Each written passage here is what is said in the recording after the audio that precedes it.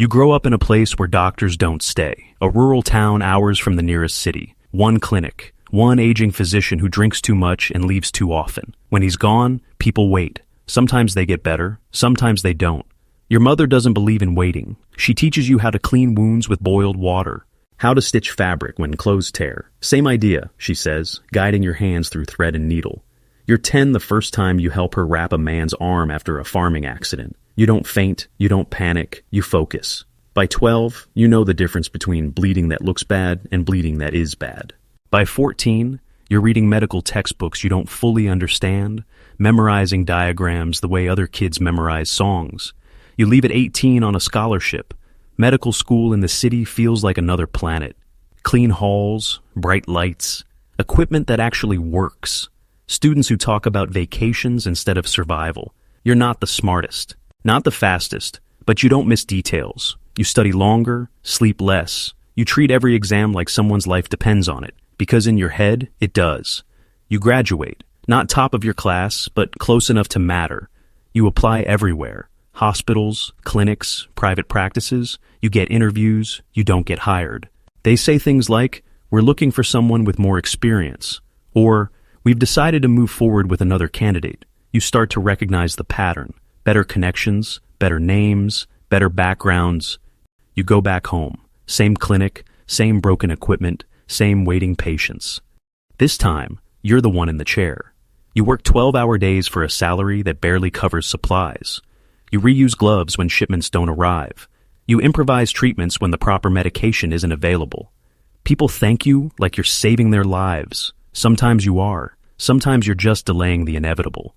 3 months in, a black SUV parks outside the clinic. You notice it immediately. Wrong car for this town. 2 men step out. Clean clothes. No rush in their movement. They carry someone between them. Male, late 20s, unconscious, shirt soaked in blood, gunshot wound. You don't ask questions. You clear the table, cut the shirt, assess the damage. Entry wound, lower abdomen, no exit. Bad, very bad. "Can you fix him?" one of the men asks. Not help, not save, fix. You don't answer. You just work. You clamp what you can. Stop the bleeding where it's visible. You don't have imaging. You don't know what's hid inside. You make a decision. You operate. No proper anesthesia. No surgical team. No backup. Just you, a table, and a man who will die if you hesitate. Time stretches. Your hands don't shake. You find the bullet. Miss the major vessels by centimeters. You remove it. Close what you can. Stabilize. When you step back, your shirt is soaked. The man is still breathing. That's enough. You clean up in silence. The 2 men watch you like they're evaluating something. Not your skill, your value. "How much?" one of them asks. You tell them. It's more than you've ever charged. They don't argue. They pay in cash. Before they leave, one of them looks back. "We'll call you again." You don't ask who "we" is. You already know. They come back 2 weeks later. Different patient.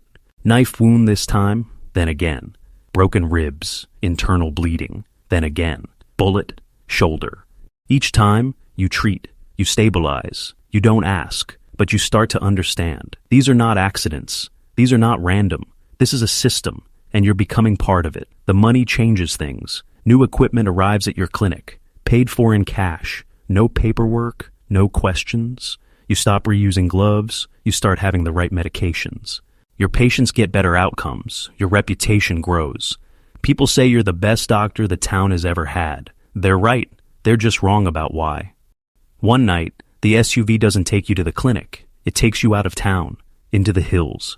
A compound appears out of nowhere. Concrete walls, armed men, no signs. Inside, it's cleaner than your clinic. Too clean. They lead you to a room. 3 patients, all critical. Gunshots, severe trauma, 1 barely alive. "You'll work here tonight," a voice says behind you. You turn. The man is older, calm, controlled. He doesn't introduce himself. He doesn't need to. "You keep them alive," he continues, "and you'll never worry about money again." You look at the patients, then at the equipment, then back at him. You nod. That's the moment everything changes. You start coming twice a week, then every other day. Eventually, you stop pretending you have a normal clinic. You hire a replacement, someone younger, less experienced. You tell yourself it's temporary. You move your real work to the compound. They build you a proper medical room, surgical lights, sterile tools, supplies that hospitals would envy. You operate constantly. Gunshots, torture wounds, infections, overdoses. You see things no textbook prepared you for. You adapt. You always adapt. Your skill improves faster than it ever did in medical school, because failure here isn't a bad grade. It's a dead asset. And dead assets cost money. They start calling you something. Doctor, not with respect, with ownership. You train assistants, not nurses, men with no medical background. You teach them basics, sterilization, monitoring vitals, how not to kill someone by mistake. They listen carefully, because they've seen what happens when someone makes a mistake here. Months pass, your life becomes routine. Work, sleep, work again. The money piles up. You send some to your mother. You tell her you got a job in a private hospital. She believes you, because she wants to. One night, they bring in someone different, not a cartel member, a civilian, young, maybe 20, beaten, barely conscious. You hesitate. For questioning, one of the guards says. Keep him alive. You understand, you're not here to heal him. You're here to maintain him. There's a difference. You treat his wounds, stop the bleeding, stabilize his breathing. You do your job. Hours later, you hear him screaming in the next room. You sit still. You focus on your tools. You tell yourself you're not part of that. You're just the doctor. The next morning, they bring him back. Worse than before, still alive.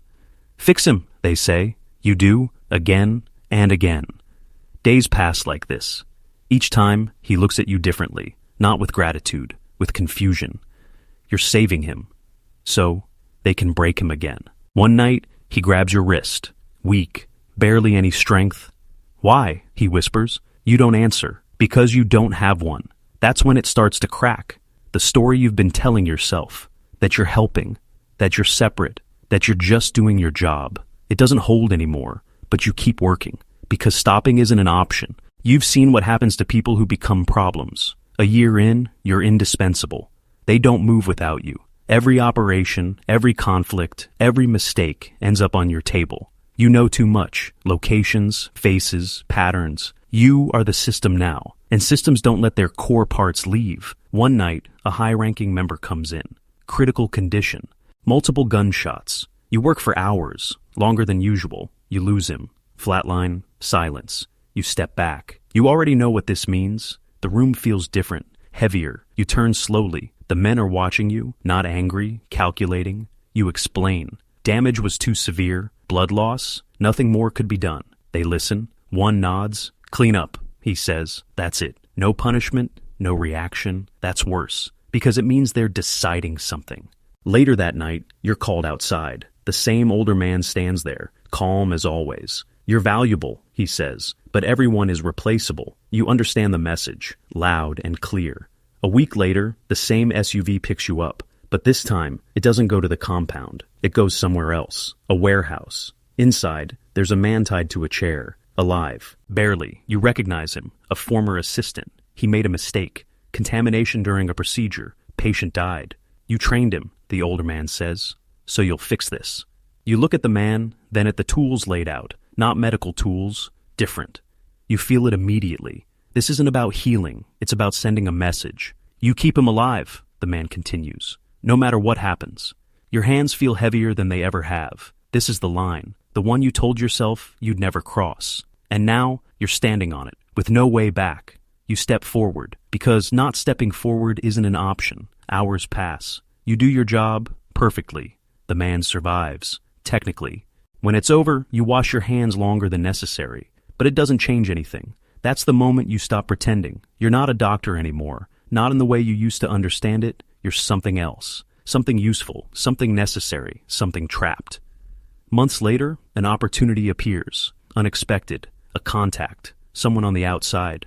They know who you are, what you do. They offer a way out. Protection, a new identity. You listen carefully, because this is the first real choice you've had in a long time. But choices here aren't simple. Leaving doesn't just affect you. It affects everyone connected to you. Your mother, your past, your name, and the people you're leaving behind. Some of them deserve it. Some of them don't. You think about the young man, the one who asked why. You think about the assistant. You think about yourself. The version of you who just wanted to help people. You don't recognize him anymore. That's what scares you. In the end, you make a decision. Not because it's right, because it's necessary. The extraction happens fast. No drama, no warnings, just movement. You don't look back, because looking back changes things. You end up in a new place. New name, new job, a small clinic, clean, quiet, normal. You treat minor injuries, prescribe medication, check vitals, real medicine, the kind you thought you wanted.